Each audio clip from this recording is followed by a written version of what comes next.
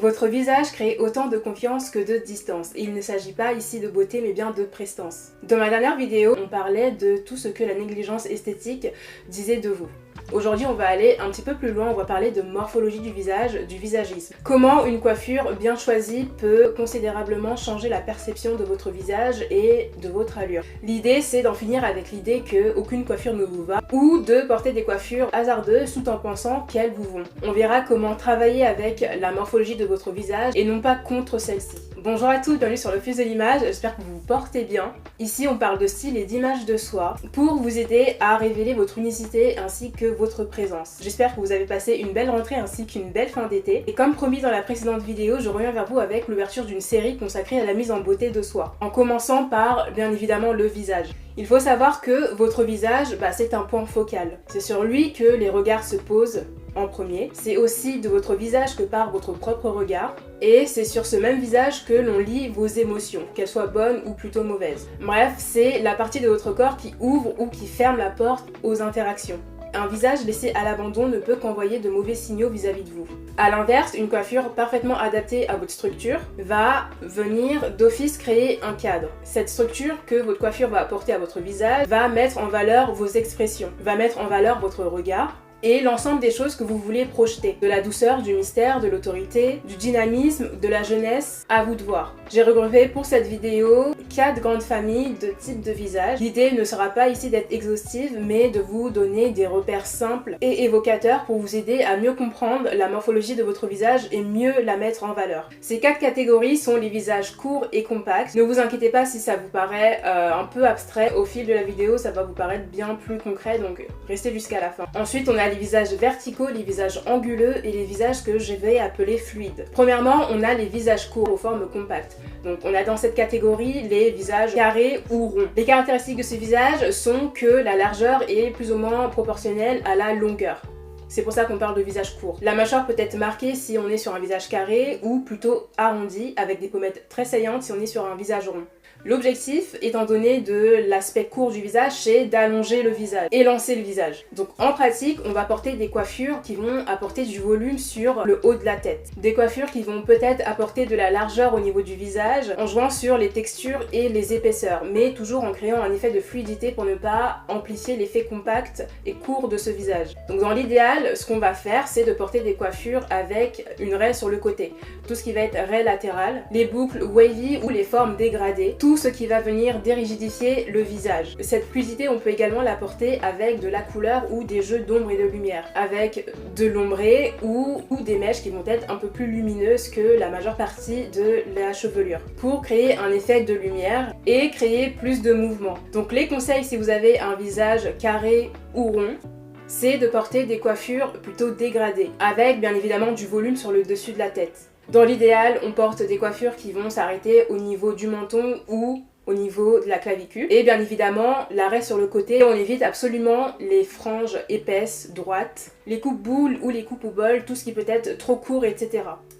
Maintenant, si vous avez un visage vertical, c'est-à-dire un visage de forme allongée, on sera sans doute sur une forme oblongue ou rectangulaire, c'est-à-dire un visage qui va être long. La caractéristique de ces visages, c'est qu'ils sont en général plus longs que larges. Le menton est parfois long et assez étroit. La mâchoire peut être forte si l'on est sur un visage rectangulaire. L'objectif sera donc de casser la verticalité et l'étroitesse de ce visage. Le conseil si vous avez un visage vertical, c'est-à-dire rectangulaire ou oblong, c'est d'apporter du volume sur les côtés pour ouvrir ce visage qui peut être un peu étroit. Les carrés mi-longs, plutôt wavy, assez texturés. Et en termes de franges, ça peut être les franges effilées, les franges rideaux et bien évidemment les franges latérales qui elles vont raccourcir le visage et apporter du volume aussi sur les côtés. Si vous avez un visage rectangulaire, cassez la forme anguleuse du visage si vous le souhaitez. À éviter absolument si vous avez cette forme de visage. Les coiffures longues, raides, sans volume, par exemple avec les raies sur le milieu qui vont amplifier le côté très long du visage. Aussi les coiffures avec beaucoup de volume sur le dessus, car étant donné que le visage est assez vertical, si vous ajoutez en plus par exemple un chignon très haut placé, et bien là ça va encore une fois allonger la forme du visage, chose que vous n'avez pas besoin parce que votre visage a déjà cet aspect naturellement. On va plutôt opter sur les coiffures coiffées, décoiffées, des chignons avec des mèches, des queues de cheval avec des mèches ondulées, etc. mais jamais quelque chose de trop tiré ou de trop strict. Après les visages verticaux, on passe aux visages anguleux ou les visages sculptés, de forme plutôt dynamique. Donc on aura les visages en forme triangulaire, donc triangle classique, avec, c'est-à-dire un front plutôt étroit mais une mâchoire plus présente. Le visage en forme de diamant avec des pommettes saillantes, des joues creuses, une mâchoire qui peut être visible aussi. Ou le visage de triangle inversé, c'est-à-dire le front plus large que le menton et la mâchoire qui eux vont être bien plus étroits. Les caractéristiques de ces visages, c'est que les angles sont bien évidemment assez visibles et c'est un atout qu'il ne faut pas du tout négliger. Donc le menton pointu, les pommettes saillantes, les joues creuses, le front qui peut être bombé ou plutôt large, ce sont des visages qui ont pas mal de relief et c'est ce qui fait bien évidemment le dynamisme de ces formes-là. Donc l'objectif, lorsque l'on a ces formes de visage plutôt anguleux, c'est de venir adoucir la structure sans perdre les angles. Donc les conseils bien évidemment, ce sont les coiffures qui n'auront pas de rigidité. Encore une fois, les coiffures plutôt fluides, légères, vaporeuses, les dégradés doux, etc. Principalement autour des angles du visage, donc la mâchoire ou les pommettes. Les boucles, les ondulations, etc. Tout ça est à tester si vous avez une forme de visage assez anguleuse. Les franges légères, les franges latérales, surtout si vous avez le front plutôt large, ou également les franges rideaux qui vous vont très bien aussi. Et donc les types de coiffures à éviter si vous avez ces formes de visage anguleuses, eux sont les coiffures trop géométriques, donc les carrés très stricts, très rigides, les coiffures très garçonnes, ou porter des coiffures qui ne vont apporter du volume que sur le haut ou le bas du visage plutôt que quelque chose de plutôt homogène. En 4, on arrive sur le visage fluide. Donc si vous avez un visage entre guillemets fluide, c'est qu'il est soit ovale, soit en forme de cœur. Donc les caractéristiques sont les suivantes. On sera sur un visage de proportion plutôt classique, c'est-à-dire qu'il n'y aura pas un trait dominant plus qu'un autre. Tout sera assez proportionné. Le menton peut être fin à très fin dans le cas où on est en plus sur un visage en forme de cœur. L'équilibre est plutôt naturel.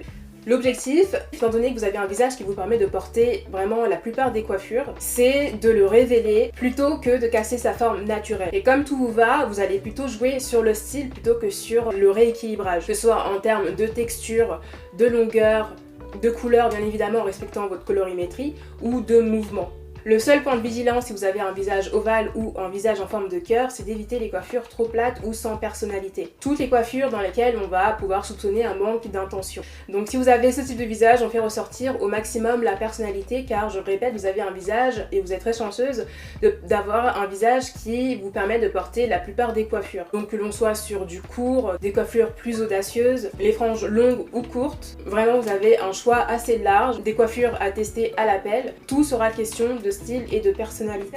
On arrive à la fin de cette vidéo, j'espère qu'elle vous aura plu et vous l'aurez compris, connaître la morphologie de son visage, c'est ce qui va vous aider à tenir votre discipline esthétique. C'est ce qui va vous éviter de porter des coiffures qui vont vous faire perdre votre temps parce qu'elles ne vous vont pas et qui peuvent en plus vous faire perdre en confiance car une coiffure qui ne vous va pas ne vous permet pas de bien relever la tête, de marcher souriante, avec une allure qui correspond à votre aura. Connaître précisément la morphologie de votre visage, ça va vous donner des repères clairs qui vont favoriser tout simplement votre rayonnement. Dites-moi ce que vous en pensez et d'ici là je vous souhaite de passer de bons moments sur le Fils de l'image et on se dit à bientôt.